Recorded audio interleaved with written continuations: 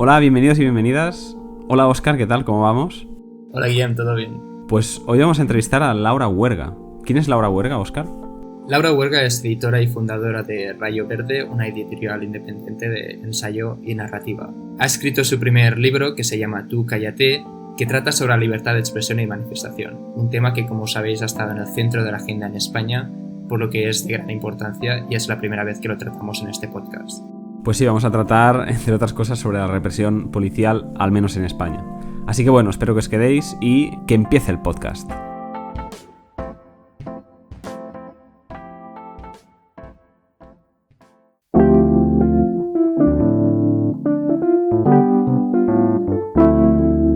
Entrevista. Hola, muy buenas, Laura. Hola. La primera pregunta que yo quería hacerte es un poco general sobre la ley Mordaza, que es sobre lo que trata el libro principalmente, y es la siguiente, ¿qué derechos se han estado vulnerando desde 2015 con la ley Mordaza? Por ejemplo, en el libro mencionas sobre todo los puntos relacionados con la presunción de inocencia y la de veracidad. Uh-huh. Bueno, en realidad es bastante más extenso que esto, ¿no? O sea, la presunción de inocencia yo creo que lo destacamos porque nos parece uno de los más graves, ¿no? Es una de las bases sobre las cuales se asienta toda la jurisprudencia actual, ¿no? La presunción de inocencia. Y resulta que la ley Mordaza lo que hace es saltarse directamente esa presunción porque ya no te encausan. La cuestión es que cuando tú haces una falta no tienes un juicio, no tienes un procedimiento en el cual alguien tenga que demostrar que eres culpable, donde hay unas pruebas, se presentan unas pruebas y alguien presentando esas pruebas se puede considerar que eres culpable. Al contrario, lo que pasa con la ley Mordaza es que tú de entrada eres culpable. Un policía ha dicho que tú eres culpable, con lo cual el policía se convierte en juez.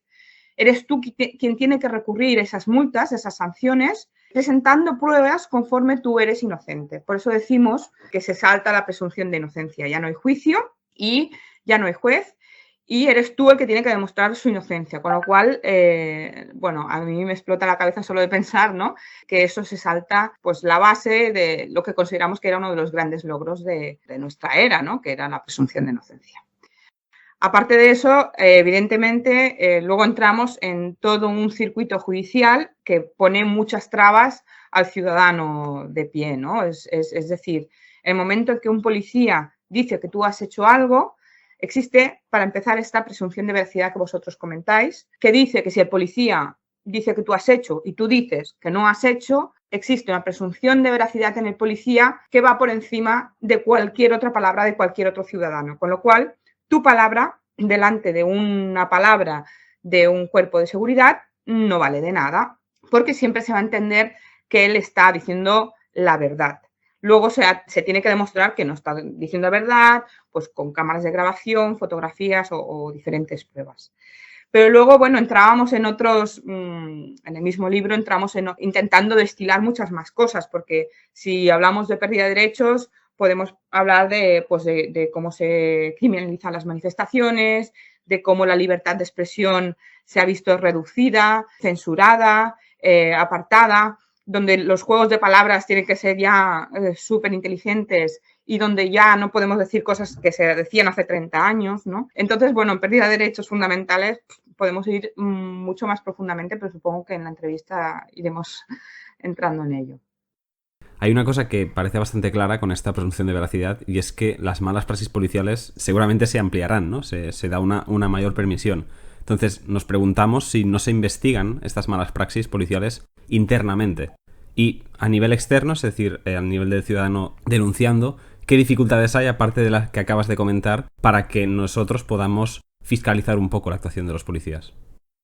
Claro, mira, pues por un lado el tema de la acción policial es evidente que hay malas praxis y podríamos decir que hay como dos corrientes.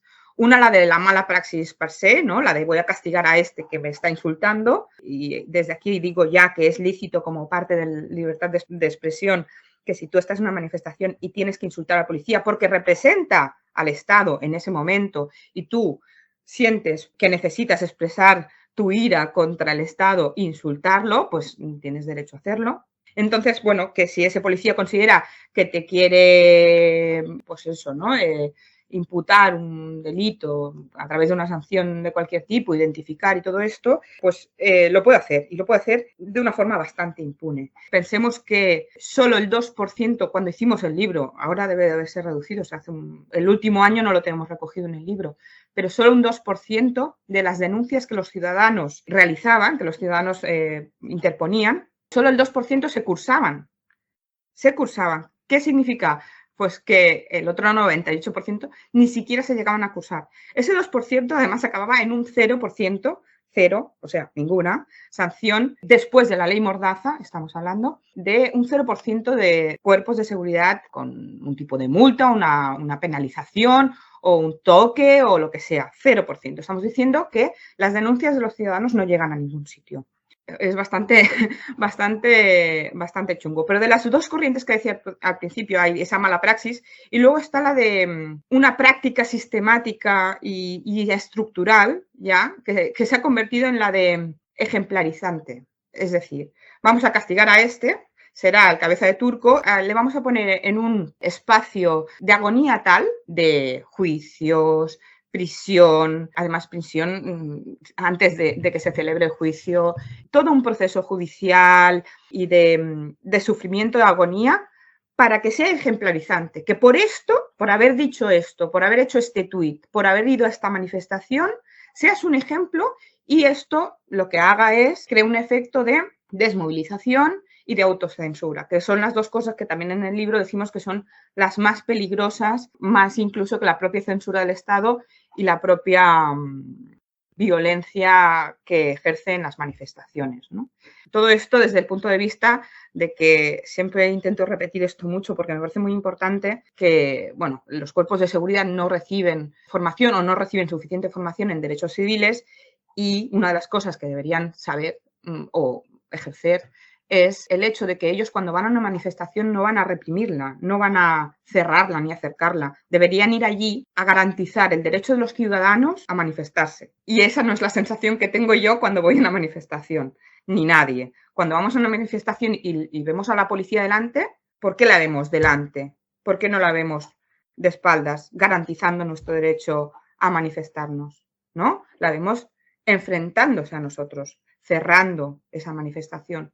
Entonces, yo creo que hay ciertas formas de garantizar esos derechos. Creo que la formación dentro de los cuerpos de seguridad debería ser esencial y saber un poco a qué van a las manifestaciones, ¿no? O sea, cuál es su motivación. Eso para empezar. Lo que has dicho ahora de los castigos ejemplarizantes me ha recordado un poco a los casos de acusación de terrorismo, por ejemplo a CDR. Y claro, o sea, nosotros nos preguntábamos principalmente no con la reforma del Código Penal que se hizo en 2015 junto a la ley Mordaza, qué cambios, ¿no? O sea, y en qué sentido estratégico hicieron esto, qué cambios respecto al tratamiento del terrorismo hicieron. Y cómo ha afectado esto en relación, por ejemplo, a los casos de los CDR con la libertad de expresión, con la libertad de organización, etcétera. Pues es muy grave porque el problema de la reforma del Código Penal lo que permite es una interpretación laxa de la ley. Cuando se redactan las leyes deben ser que estén tan bien escritas que no haya ninguna posibilidad de interpretación por parte del juez. Es decir, hemos hecho una ley como Estado, ¿no? Entre diferentes partidos políticos se ha considerado que necesitamos esta ley, se pone esta ley pues para poner orden en la sociedad. Ahí pongo comillas y podemos poner a hablar de muchas cosas, pero se hace por esto, ¿no? Un gobierno crea una ley para ordenar ciertas cosas en la sociedad y entonces el juez decide si se está cumpliendo o si no está cumpliendo esa ley, básicamente con los hechos que se han dado, ¿no? Se dan unos hechos, se interpreta la ley, se lee la ley, no se interpreta, se lee la ley y se aplica. El problema de la reforma del Código Penal es que han dado pie a tantas posibles interpretaciones poniendo subordinada tras subordinada en el caso de que el ciudadano represente un peligro para la sociedad. Claro, lo que para mí representa un peligro o lo que para otro representa un peligro son cosas absolutamente diferentes. Entonces entra, y como está ahí, no sé cuántas frases, entra la interpretación del juez en decir si esto representa un peligro o si esto no representa un peligro. Y eso en sí es lo peligroso, que es el juez el que decide qué cosas podemos incluir o no podemos incluir en la ley. ¿Y qué pasa? Pues como bien ponemos en el libro, que citamos los datos de un estudio donde hay más encausados por delitos terroristas después de la desaparición de ETA que antes de la desaparición de ETA. Entonces, está claro que se ha abierto una puerta y antes de los CDR, o sea que ahora debe ser una cosa exagerada. Se ha abierto una puerta a considerar que todo es terrorismo, un tuit es terrorismo, una canción es terrorismo, porque ya no es solo acto terrorista, es delito de incitación a terrorismo. Y en esa interpretación laxa, todo puede ser interpretado. Mira, esto puede ser interpretado como que yo os estoy incitando al terrorismo, porque yo estoy diciendo que esa ley está mal o yo qué sé. Si a un juez se le va la olla, puede hacer lo que quiera. O se le va la olla o tiene unas intenciones muy claras de lo que quiere hacer con cierta disidencia, que es lo que pasa, básicamente. Y a menudo leyes impuestas como la ley Mordaza, por cuestiones que has comentado, como la vulneración de derechos, su tono ejemplarizante, malas praxis policiales, etc., generan sentimientos de frustración y de indefensión entre la ciudadanía. Sin embargo, en el libro comentáis diversas iniciativas que, digamos, han sido proactivas a la hora de protestar y defender a los perjudicados. Entonces, ¿podrías explicarnos un poco la importancia de estas reacciones y algunos ejemplos que te hayan impactado?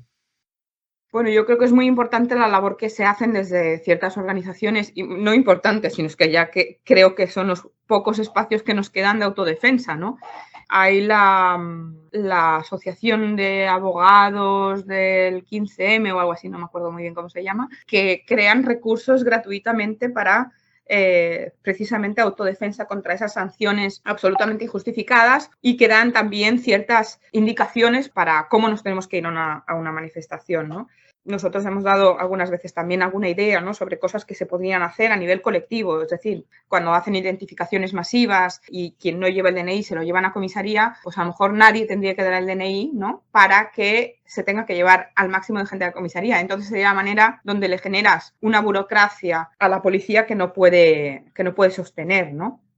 O, bueno, al final casi todos suelen ser medidas colectivas, pero luego está el hecho de que hay asociaciones como aquí en Barcelona, muy importante, el Centre Iridia, que ayuda en la defensa de gente causada por delitos de estos tipos, y creo que su función es imprescindible. Vamos, es que llega un punto que pocas cosas quedan que no sean organizaciones fuera del Estado que hagan esto, ¿no? Incluso el Centre Iridia lo que hace mucho es pedir, ¿no?, esta formación dentro de los cuerpos de seguridad y que vaya más allá de esta última defensa contra la sanción, ¿no?, y contra la agonía del proceso, ¿no?, que ya Kafka puede ser que se haya quedado corto. Al final, esto es muy importante. Luego están las organizaciones de denuncia, ¿no?, como el PEN català, Amnistía Internacional, yo qué sé, Free News, o sea, a nivel Cataluña, España, Europa, luego se puede ir escalando y llevar tu caso más allá del espacio, ¿no? Pero claro, todo es muy complicado y yo entiendo que la única forma de salir de esta es cooperando, colaborando y en comunidad. Si no, individualmente, que es lo que hacen, ¿no? Lo que hacen es dividirnos y ese problema pasa a ser solo tuyo, pues claro, es un problema. Solos es muy difícil luchar contra esto. Cuando vemos que es un problema que nos está afectando a todos, de censura, de criminalización de la protesta, pues yo creo que siendo más conscientes, pues lo podremos llevar más lejos. No dejar solos a los que criminalizan, ¿no?, que salen las noticias, los medios de comunicación. Entender que la versión que se da es una de las dos versiones y que vale la pena escuchar la otra. Claro. Y de hecho, en línea con esto que comentabas de la necesidad de cooperar, algo que me sorprendió mucho del libro, porque sinceramente nunca lo había visto bajo esta luz, es que una consecuencia algo poco intuitiva, digamos, de la ley Mordaza es la criminalización de la pobreza. ¿Podrías explicarnos un poco este fenómeno? Sí, bueno, con un ejemplo muy sencillo, ¿no? O sea, quien puede afrontar una multa no va a prisión, quien no puede afrontar esa multa sí que irá a prisión. Si eso no es criminalizar la pobreza, no se me ocurre que puede serlo, ¿no? Pero ya solo esa pequeña diferencia, ¿no? O que las multas, por ejemplo, no se basan en tu renta, sino que se basan en un estándar, ¿no?, de sueldos, entiendo, y cuando eso no es la realidad de la sociedad. Esa media de sueldos no existe porque hay una diferencia y una desigualdad donde los ricos cada vez son más ricos, y esto se está demostrando incluso en periodos de crisis, todavía son más ricos y se enriquecen en periodos de crisis, y los pobres son más pobres en periodos de crisis y luego siguen siendo pobres porque nunca se reequilibra. Entonces, sí, criminalización de la pobreza por todas partes. No solo eso, sino de la prostitución, de todo, de cualquier elemento racializados, cualquier elemento que esté en el rango de pobreza tendrá esa doble o triple opresión, ¿no? Y bueno, el sesgo es muy evidente. Otra cosa que me pareció muy significativa es que en las conclusiones, creo que mencionabais que para vosotras fue muy difícil cerrar el libro, ya que cada día se producían nuevos casos o se actualizaban algunos casos ya existentes. Entonces, desde que cerrasteis el libro, ¿qué nuevos desarrollos se han dado que os han parecido muy interesantes o que quizás incluso han cambiado un poco la visión o cuál es vuestra visión de todo lo que ha pasado desde entonces? Pues mira, es un tema que seguimos hablando, hablamos muchísimo sobre esto, nos seguimos pasando noticias sobre el tema, nuevos encausados, nuevas diferencias entre los encausados, porque una de las cosas que también hablamos es precisamente, ¿no?, que hay ciertas manifestaciones donde nunca pasa nada, ¿no?, que suelen ser las de la ultraderecha, y manifestaciones pacíficas de ideas de izquierda que resulta que siempre acaban en batallas campales, ¿no? Bueno, todo esto nos preocupa mucho.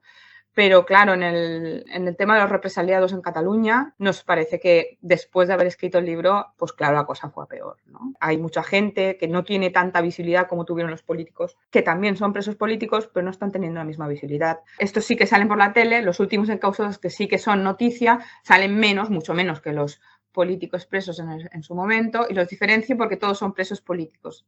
Eso es lo que intento diferenciar. Cuando hablamos de políticos presos, sabemos de cuáles estamos hablando, ¿no? De aquellos que salían cada día por la tele, yo qué sé, y sabíamos incluso si hacían vasijas de barro en la prisión o si hacían tal, pero de los otros 3.000 encausados poco sabemos, ¿no? Y eso es una cosa que me preocupa. Y todos ellos son presos políticos porque están presos por una ideología. Claro, sí que intuíamos que iba a ir por ahí la cosa, pero en ese momento no podíamos captar el alcance del asunto, ¿no?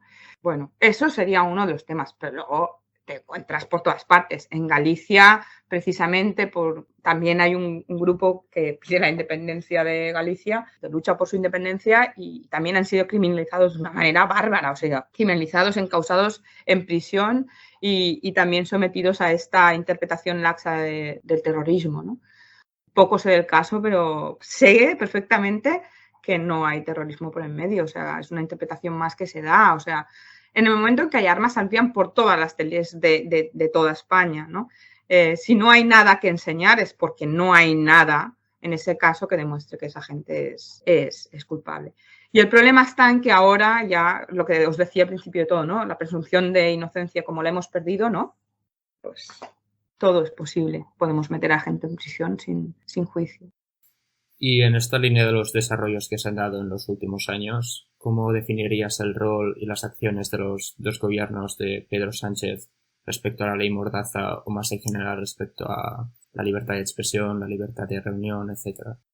Bueno, me he olvidado una cosa de la pregunta anterior, que si queréis lo podemos hablar nuevo, que es cómo ha afectado la COVID a todo esto. Puedo hacer después un análisis corto, porque eso tampoco lo tratamos en el libro, no existía la COVID, pero me interesa mucho esta pregunta. Para mí es de una hipocresía máxima, evidentemente. El gobierno, una de las cosas que prometió por activa, por pasiva, y que estaba en todos los programas y que no sé qué, era la derogación de la ley Mordaza. Esto fue una promesa de los dos partidos, ¿no?, que conforman el gobierno, y yo no lo he visto ni en pintura. De vez en cuando lo dicen otra vez, pero luego no pasa nada. En un momento dado dijeron la reforma, que dije, no, a ver, la promesa era la derogación. ¿Qué ha pasado? ¿Qué ha pasado entre medio, no? Si tú me prometes una cosa, esto lo tienes que cumplir. Pero bueno, resulta que luego las cosas cambian. Pero es que ni derogación ni reforma, o sea que es un tema que va saliendo, pero no se acaba de hacer nunca nada. Y al final las siguientes propuestas que se hacen, relacionadas, aunque no lo parezca, son de censura en Internet, ¿no? De aún expandir más, y esto es el gobierno de Pedro Sánchez, aún expandir más todas las posibilidades y los resortes de censura que puedan estar a su alcance y donde todavía no llegan, ¿no? Que es en el entorno digital. Pues venga, si ya conseguimos cerrar webs en su momento, ahora vamos a conseguir eliminar perfiles o cerrar directos o yo qué sé. No sé exactamente de qué recoge la ley, pero sé que esa propuesta va en esta línea y es una de las cosas que nos estamos informando ahora. O sea que ya te digo que en vez de derogar, en vez de reformar esa ley, lo que están haciendo es ampliar todavía más ese campo de censura.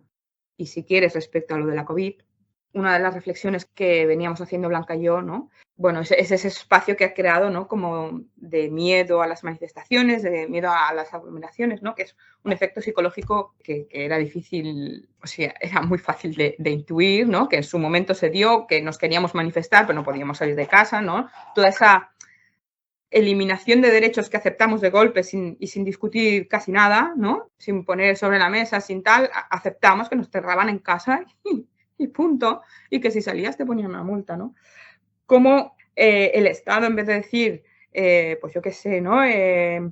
Son todo formas de lo mismo. En vez de decir que la policía hiciera unos primeros días de pedagogía, ¿no? No llevas mascarilla, te damos una. Recuerda, la próxima vez tienes que llevar mascarilla cuando salgas a la calle. Ay, sí, perdona, no sé qué. O sea, un tiempo de adaptación. Oye, mira, no puedes sacar el perro con la niña, no sé qué, no sé cuántos, como que sea el único momento del día que estés saliendo a la calle. Ay, bueno, perdón, no sé. Vale, o sea, que hay cosas como muy ridículas y otras como muy de sentido común. Creo que también esa falta de adaptación no ha sido ni deliberada ni desaprovechada.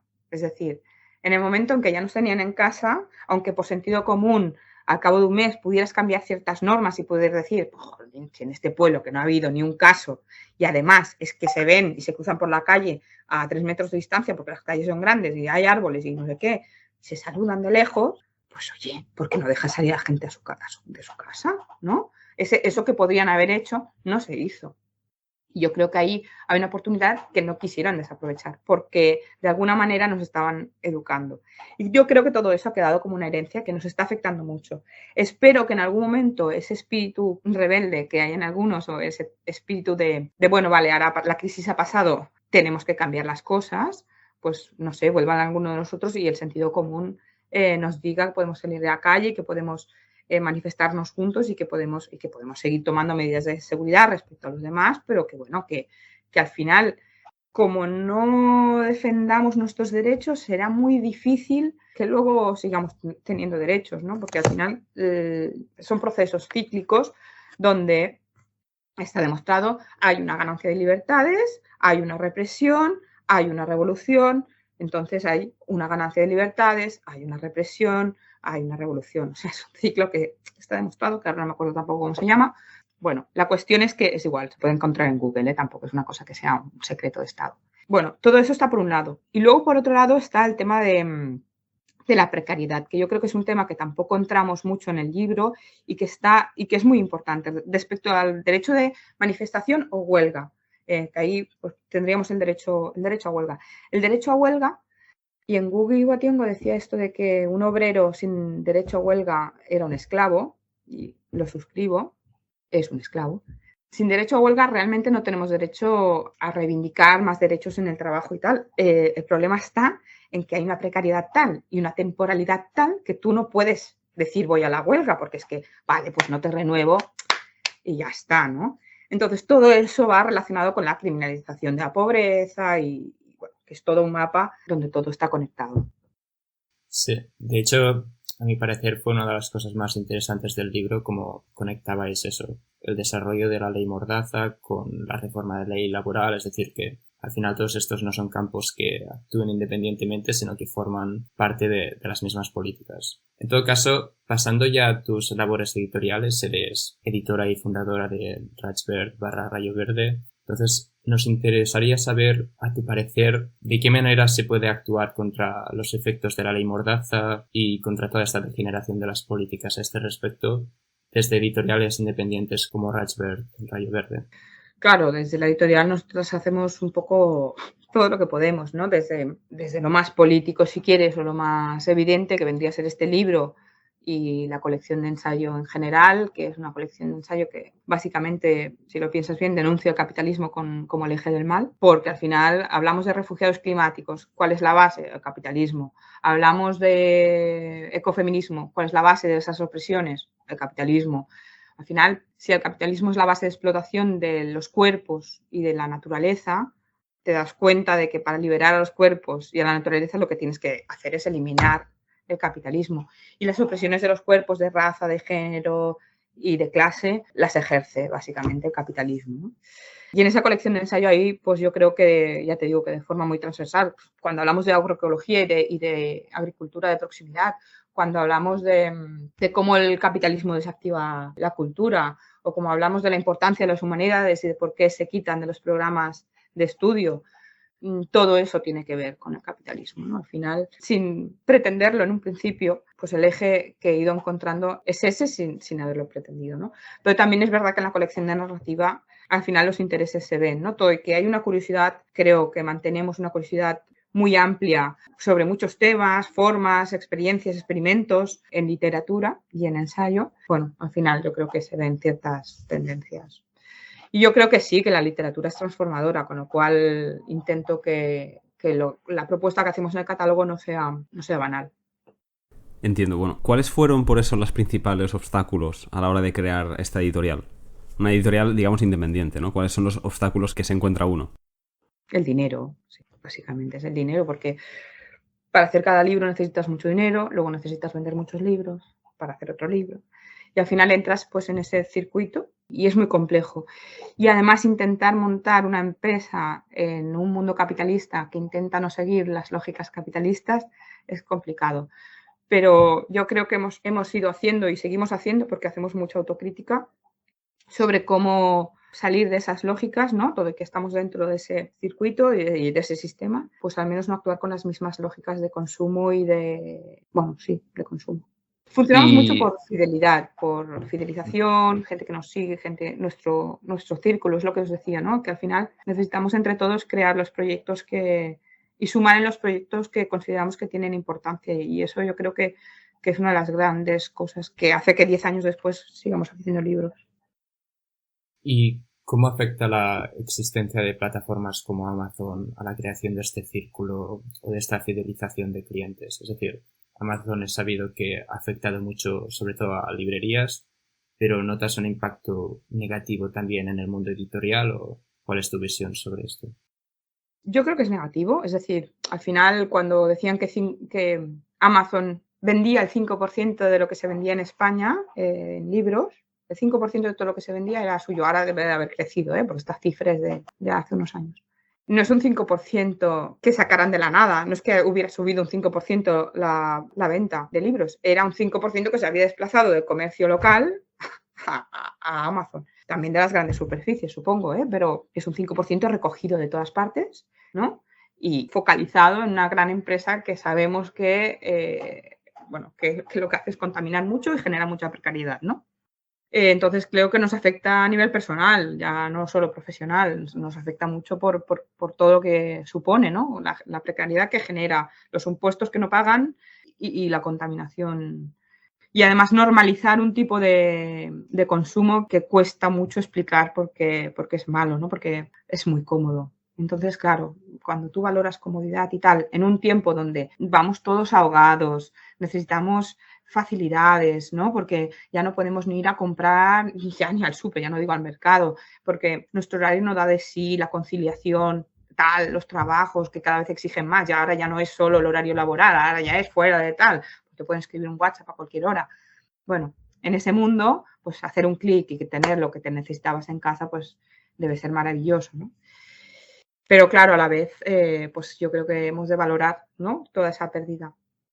Bueno, no sé, esto es un discurso quizá demasiado personal. A nivel editorial yo creo que sí que nos perjudica, ¿no? Porque nos perjudica si las librerías son las grandes defensoras de los espacios independientes. Es decir, si nosotros hemos podido llegar donde estamos, aparte de esa fidelización que hemos podido generar a nuestro alrededor, la hemos generado gracias a que las librerías nos dieron visibilidad en su momento en en sus espacios, ¿no? Y por eso nosotros intentamos devolverles lo mismo. O sea, todas las suscripciones que nosotros tenemos están asociadas a librerías, por ejemplo, y les pagamos todos los libros que reciben por las suscripciones, porque nos parecía que era pues lo lógico, ¿no? O sea, al final la gente quiere comprar online. Bueno, ¿cómo podemos hacer que esa compra online no sea un beneficio solo de Amazon? Porque entonces ganará un cliente, ganará unos datos y una cosa que nosotros no usaremos, pero que ellos sí. ¿Y cómo hacemos que de eso se beneficien pues, las librerías locales, que son las que al final dan visibilidad a proyectos como el nuestro y ejercen ese derecho, porque yo lo veo como un derecho de los lectores a la biodiversidad, ¿no?